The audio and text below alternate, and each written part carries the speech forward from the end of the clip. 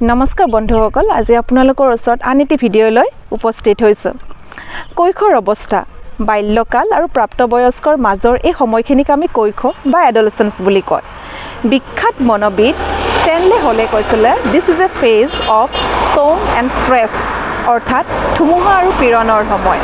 কিন্তু মই ভাবোঁ যে এই ষ্ট্ৰেছটো আমি যদি প্ৰপাৰলি চেনেলাইজ কৰোঁ, এই ষ্টৰ্ম যদি আমি প্ৰপাৰলি ডাইৰেকশ্যন এটা দিব পাৰোঁ, তেতিয়াহ'লে এটা নতুন দিশ পাব। আমি ল'ৰা ছোৱালীক হঠাতে দেখোঁ, তেওঁলোক সলনি হৈছে, আচৰণত সলনি দেখোঁ, মাক দেউতাকৰ কথা নুশুনা যেন লাগে। কিন্তু আমি জানিব লাগিব আচলতে এওঁলোকে কিয় তেনেকুৱা বিহেভ কৰিবলৈ আৰম্ভ কৰিছে। মাক দেউতাক হিচাপে আপোনালোকে নিজেও চাওকচোন, আপোনালোকে এই পৰ্যায়েৰে এদিন পাৰ হৈ অহা নাছিলনে বাৰু?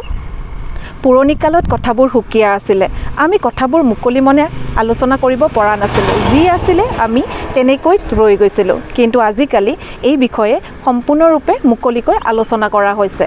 সেয়ে মাক দেউতাক হিচাপে বা অভিভাৱক হিচাপে আমাৰ সন্তানটিৰ ওপৰত কেনেধৰণৰনো দায়িত্ব থাকিব, তাকে এই ভিডিঅ'টোৰ জৰিয়তে ক'বলৈ বিচাৰিছোঁ। প্ৰথমে আপোনাৰ সন্তানটিৰ লগত আপুনি এটা বণ্ড ক্ৰিয়েট কৰক, বুজিবলৈ চেষ্টা কৰক, তেওঁলোকৰ মনৰ কথাখিনি বুজ ল'বলৈ চেষ্টা কৰক। এই বণ্ডটো তেতিয়াহে আপুনি ক্ৰিয়েট কৰিব পাৰিব যেতিয়া আপোনালোকে তেওঁৰ বিশ্বাস জিনিব পাৰিব, তেওঁক ট্ৰাষ্ট দিব পাৰিব যে মই তোমাৰ প্ৰকৃত বন্ধু হয় আৰু তুমি মোৰ লগত সকলো কথাই শ্বেয়াৰ কৰিব পাৰা। আৰু এনেকুৱা কৰাৰ ফলত আপোনাৰ ল'ৰা বা আপোনাৰ ছোৱালীজনে আপোনাৰ প্ৰকৃত বন্ধু হ'ব আৰু মনৰ ভিতৰত থকা কথাখিনি আপোনাৰ মাজত শ্বেয়াৰ কৰিব। ছেকেণ্ড কথা হৈছে, আমি কেতিয়াও আমাৰ সন্তানটিক আনৰ লগত তুলনা কৰিব নালাগে। মোৰ আগৰ ভিডিঅ'বোৰত কোৱাৰ দৰে কেতিয়াও আপুনি তুলনা কৰিব নাযাব যে আপোনাৰ সন্তানটি আনৰ দৰে হ'ব পৰা নাই। আপোনাৰ সন্তানটিৰ ইউনিকনেছ কিছুমান আপুনি বিচাৰিবলৈ চেষ্টা কৰক। থাৰ্ড হৈছে যে আপুনি আপোনাৰ সন্তানটিক বেছিকৈ বুজাবলৈ নাযাব, অৰ্থাৎ আপোনাৰ সন্তানটিয়ে যদি সেইখিনি সময়ত আপোনাৰ জ্ঞানখিনি ল'বলৈ ইচ্ছা কৰা নাই, তেতিয়াহ'লে আপুনি ব্যৰ্থ হ'ব।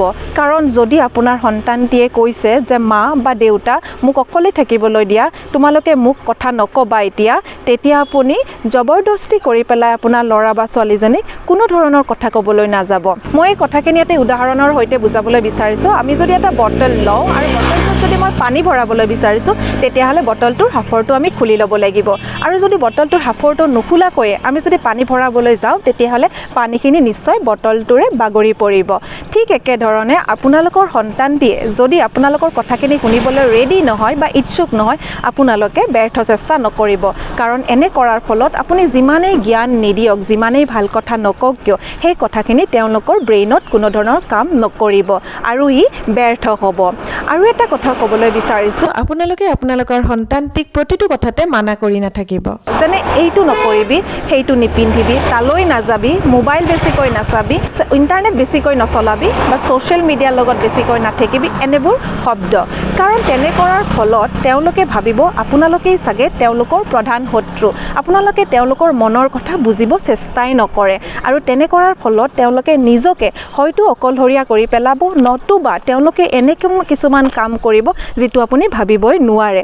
তাৰে সলনি আপুনি এটা কাম কৰিব পাৰে যে যেতিয়াই সুবিধা পায় তেওঁলোকক বুজাবলৈ চেষ্টা কৰিব যে মোবাইলৰ পৰা তেওঁলোকে কেনেকৈ প্ৰডাক্টিভলি তেওঁলোকে ইউজ কৰি বেনিফিটেড হ'ব পাৰে। বা তেওঁলোকে যদি কোনোবা এটা ড্ৰেছ পিন্ধিছে যিটো আপুনি জানে যে এই ড্ৰেছটো পিন্ধিলে কিছুমান অপকাৰ হ'ব পাৰে বা এই ড্ৰেছটো পিন্ধাৰ বাবে কিছুমান ইছ্যুজ আহিব পাৰে, তেওঁলোকক তাতকৈ তাৰ সলনি এটা ভাল ড্ৰেছ আনি পেলাই ক'ব পাৰে যে এইটোৱে তোমাক বেছিকৈ শুৱাব। আপোনালোকে যিকোনো কোৱাৰ আগতে ভাবিব যে এইটোক প্ৰপাৰলি চেনেলাইজ কেনেকৈ কৰিব পাৰি। আচলতে মূলতে কথাটো এনেকুৱাই হৈছে যে আপুনি আপোনাৰ সন্তানটিক বেছিকৈ বুজাবলৈ নাযাব, প্ৰকৃত বন্ধু হ'বলৈ চেষ্টা কৰিব। কাৰণ এইখিনি সময়ত আপোনাৰ সন্তানটিয়ে আপোনাৰ মাজত এজন বন্ধু বিচাৰিছে।